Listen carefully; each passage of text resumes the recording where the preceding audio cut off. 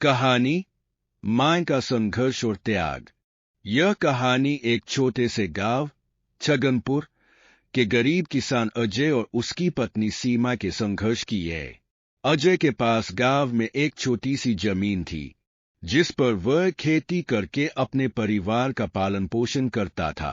अजय और सीमा का एक बेटा था, राजू, जो पढ़ाई में होशियार था और बड़ा होकर एक अफसर बनने का सपना देखता था।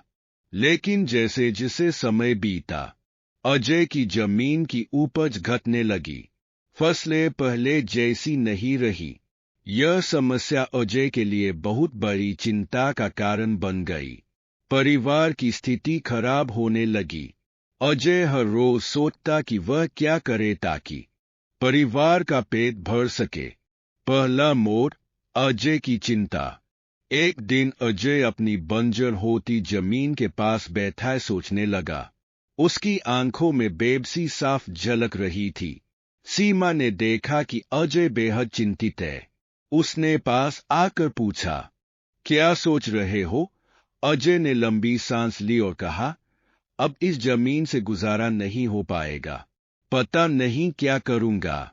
सीमा ने अजय का हौसला बढ़ाते हुए कहा, हर मुश्किल का हल होता है। तुम काका से मिलो, वो जरूर कोई रास्ता बताएंगे। सीमा की सलाह मानकर अजय अगले दिन जमींदार काका के पास गया। काका की मदद काका गांव के जाने माने जमींदार थे। उन्होंने अजय की बात ध्यान से सुनी और कहा, तुम मेरे पुराने खेत पर काम करो। वो थोड़ी दूर जरूर है, लेकिन उपजाऊ है। तुम्हें मेहनत करनी पड़ेगी, लेकिन वहां अच्छी फसल होगी। यह सुनकर अजय की आंखों में उम्मीद की चमक आ गई। उसने काका का धन्यवाद किया और तय किया कि वह अगले दिन से उस खेत पर काम करेगा। सीमा का समर्थन। घर लौटते समय अजय ने सीमा को सारी बात बताई। सीमा ने खुश होकर कहा, देखा, भगवान ने हमारी सुन ली। अब तुम्हें बस मेहनत करनी है। अगले दिन अजय तड़के उठकर खेत पर काम करने के लिए निकल पड़ा। सीमा ने उसे हौसला दिया और कहा, खाना साथ ले जाना। देर हो जाए तो चिंता मत करना। अजय ने खेत पर जाकर काम करना शुरू किया। उसने जी जान लगाकर मेहनत की। अचानक हादसा। एक दिन अजय खेत में फसल की जुताई कर रहा था। तभी अचानक एक जहरीले सांप ने उसे काट लिया। अजय दर्द से तड़प उठाए और जमीन पर गिर गया। सीमा ने देर रात तक अजय का इंतजार किया, लेकिन वह नहीं लौटा। सीमा की चिंता बढ़ गई। अगले दिन वह जमींदार काका के पास गई और अजय के बारे में पूछा। अजय की खोज। जमींदार ने अपने नौकर घनश्याम को अजय की तलाश में भेजा। घनश्याम ने खेत पर जाकर देखा कि अजय बेहोश पड़ा हुआ था। उसके शरीर पर सांप के काटने का निशान साफ दिखाई दे रहा था। घनश्याम ने तुरंत काका को खबर दी। काका ने वैद्य जी को बुलाया। वैद्य जी ने अजय की हालत देखी और कहा, सांप का जहर पूरे शरीर में फैल चुका है, लेकिन मैं अपनी दवाइयों से उसे ठीक करने की कोशिश करूंगा।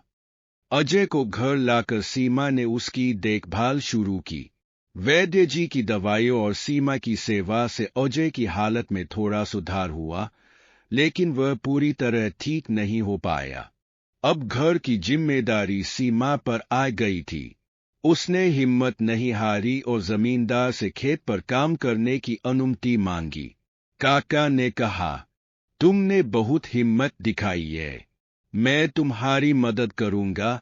लेकिन सीमा ने विनम्रता से कहा, काका, मुझे मदद नहीं चाहिए। मैं अपनी मेहनत से घर चलाऊंगी।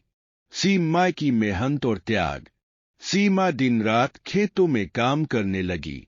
वह खुद हल चलाती, पानी देती और फसल की देखभाल करती। उसकी मेहनत रंग लाने लगी। खेतों में अच्छी फसल होने लगी। राजू भी अपनी मां का हौसला देखकर प्रेरित हुआ और पढ़ाई में और मेहनत करने लगा। पत्नी सीमा ने दिन रात उसकी देखभाल की, लेकिन अजय की तबीयत में कोई सुधार नहीं हो रहा था। गांव के डॉक्टर ने भी हाथ खड़े कर दिए थे। सीमा बहुत परेशान थी, लेकिन उसने हिम्मत नहीं हारी।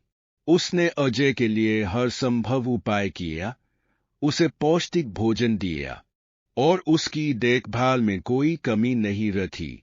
उसने अपने बेटे राजू को भी पढ़ाई के लिए प्रेरित किया।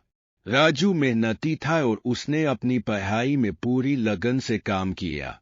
धीरे धीरे अजय की तबीयत में सुधार होने लगा। सीमा की लगातार देखभाल और राजू की मेहनत रंग लाने लगी। कुछ महीनों बाद अजय पूरी तरह से स्वस्थ हो गया। वह फिर से खेतों में काम करने लगा। राजू भी अपनी पढ़ाई पूरी करके एक बड़ा अधिकारी बन गया। उसने अपनी पहली तनख्वाह से अपनी माँ और पिता के लिए एक नया घर बनवाया। पूरे गांव में सीमा की तारीफ होने लगी। उसकी लगन और समर्पण की कहानी हर घर में सुनी जाती थी। यह सब सीमा के धैर्य, लगन और प्यार की बदौलत हुआ था। अजय और राजू ने सीमा के त्याग को कभी नहीं भुलाया। उन्होंने अपनी जिंदगी में उसकी सेवा करते हुए उसे सम्मान दिया। यह कहानी हमें सिखाती है कि कैसे प्रेम, धैर्य और समर्पण से जीवन की सबसे बड़ी चुनौतियों का सामना किया जा सकता है। यह कहानी यह भी दर्शाती है कि परिवार का साथ और एक दूसरे के प्रति समर्पण कितना महत्वपूर्ण है।